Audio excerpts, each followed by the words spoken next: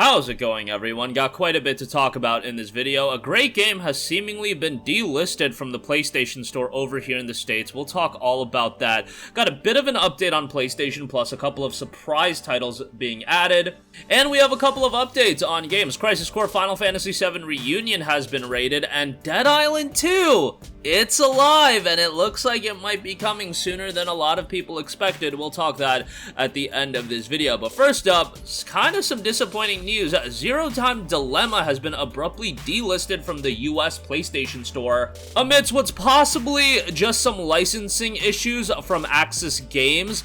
This was spotted by Noisy Pixel, and I checked the PlayStation Store myself, and yeah, the game is just removed from the PlayStation Store. If you click a link to take you to the page where the game is supposed to be, it just says like unavailable. Now, Zero Time Dilemma is a pretty important game because it's the third entry in the Zero Escape franchise, so you want to complete the trilogy, but with Zero Time Dilemma no longer available, that's kind of an issue. I imagine somebody will pick up the publishing rights to the game. Obviously, if you already bought the game, don't worry about that. You'll be able to re-download the game whenever you want. We see this issue happening pretty regularly with a lot of superhero titles or licensed games. For example, like on Steam, you can't buy Transformers War for Cybertron and Fall of Cybertron anymore. I believe Deadpool is no longer available as well. That's because those are licensed IPs. However, if Axis Games, for example, picks up the publishing rights over here in the States for a game like a Zero Time Dilemma, and then those publishing rights, that expires, well, then they either have to renew or they forego selling the game anymore. Somebody else can pick up the publishing rights, things like that. Typically doesn't happen with games like this. However, you do see it again with like superhero games, licensed IP games, and games with licensed music. A lot of the times you do see that. I believe Alan Wake was pulled for a little bit, but then they got that sorted out. And then, of course, you had a remastered release of Alan Wake as well, so no issue there, but it does happen from time to time. I wouldn't worry too much about it if this is a game that at some point you want to pick up in the future. I do think it'll ultimately get added back on the PlayStation Store. You always like to see, again, it being a publishing rights issue is just my speculation. That was PlayStation Lifestyle speculation as well. That's just speculation, but if issues like that do arise, I do appreciate it when development studios give you a heads up well before it actually gets pulled. Like a lot of the times when games get pulled from Steam and whatnot, the development studio will come out and be like, hey, we're putting this game on sale. It's no longer going to be available on X date. Buy it now if you want. If not, it's going to be gone forever at that date. That's like the route I like to see them go. But again, in this instance, I do think everything's going to get worked out, and ultimately, hopefully, it will come back on the PlayStation Store. Alright, moving on from that, couple of PS Plus updates to go over real quick. We have the surprise edition of Wheel of Fortune, and then Everspace has also been added to PS Plus Extra. So these are games that I don't think were clarified in the PlayStation blog post to be a part of Plus Extra this month. But yeah, these games are available right now. If you're a Plus Extra subscriber, you can download Wheel of Fortune. Typically goes for $19.99. Spin the wheel with America's game, Wheel of Fortune, the most watched program on television.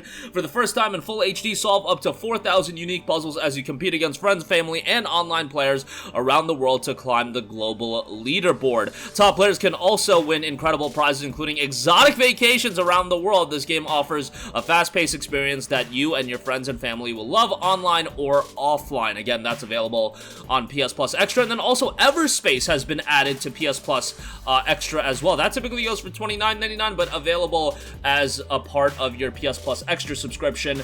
Everspace Notes combines fast-paced combat with roguelike elements, great visuals, and a captivating story. It takes you on a challenging journey through an ever-changing, beautifully crafted universe full of surprises. Shoot, craft, and loot your way to victory while the odds are stacked against you. So again, typically $30, but you can check it out free right now with your Plus Extra subscription. Quote-unquote free. Take it how you will. But yeah, 2 more titles added to your Plus Extra subscription. Would have been nice if we got some, marquee titles added to Plus Premium. It seems like that has been the point of contention, especially for those of you that signed up for like a year subscription, and yeah, right now the Plus Premium catalog is literally just a bunch of PS2 and PS4 games that were already out, and then a couple of PS1 games. And then you got like Super Stardust Portable, but really, the majority of people want that roster of PS1, PS2, and PSP games to expand, and yeah, we don't need to go down the rabbit hole again, but I've been seeing comments of people wanting like Legend of Dragoon, of course, Dissidia, Final Fantasy. You can go on and on with the games that don't have remasters that people just want to see be added to the service. I'm sure it'll be a slow, gradual process, but you would think that every month games would get added to that tier on a pretty consistent basis. I'm not saying add 50 games at once. I'm saying, hey, give us 2 to 3 games on that tier every month and then expand that roster of games slowly, but hopefully that does happen sooner rather than later. Alright, lastly, do want to go over a couple game updates. Crisis Core Final Fantasy VII Reunion has been rated in Australia. Generally speaking, when these ratings boards get updates, that's a good indication that the game is going to get some sort of release date announcement or bigger update here in the near future. Crisis Core Final Fantasy VII Reunion was noted for a winter release. A lot of people thought that meant 2022. I myself thought that as well.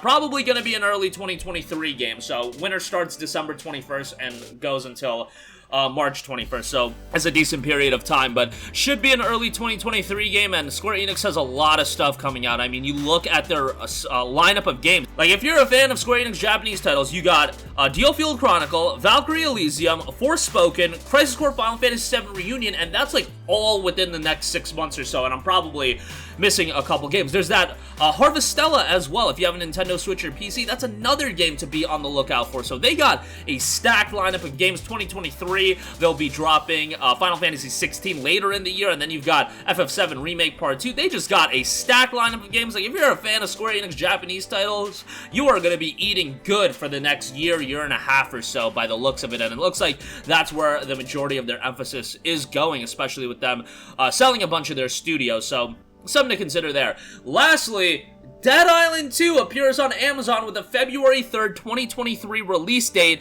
and a pretty big description of the game as well. Embracer Group did mention that they have a highly anticipated AAA game that's going to be announced soon and released in the 4th quarter, and yeah, 4th quarter of the fiscal year, and that falls in line with that. The game notes a deadly virus is spreading across Los Angeles, California, turning its inhabitants into ravenous zombies.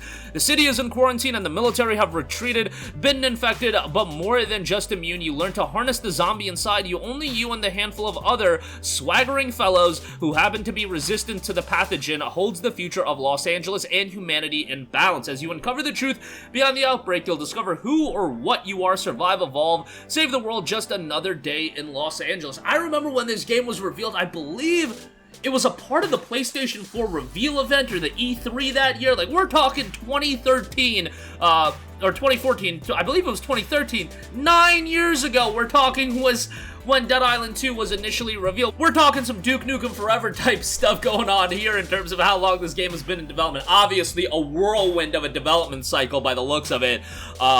I'm sure that game has gone through quite a bit of turmoil, but hopefully this February 3rd, 2023 release date does stick. And it's a game that, you know, initially when we saw it, I thought it looked pretty good, but with games like this, you know, if you just have like a vertical slice and you just see a glimpse of gameplay, doesn't really tell the grander picture of where the game was at from a development standpoint, especially with a bigger open world game like this. But let's hope February 3rd it does come. So that's gonna do it for me. Again, Zero Time Dilemma has been delisted from the PlayStation Store. Hopefully that gets solved pretty soon and it'll be back before you know it. Wheel of Fortune and Everspace added to PlayStation Plus Extra. You can be on the lookout for those. Those are available right now. Crisis Core FF7 Reunion has been rated in the Australian ratings board, and Dead Island 2 looks like February 3rd is the date, and man, early 2023, if that date is accurate. Hogwarts Legacy, Forspoken.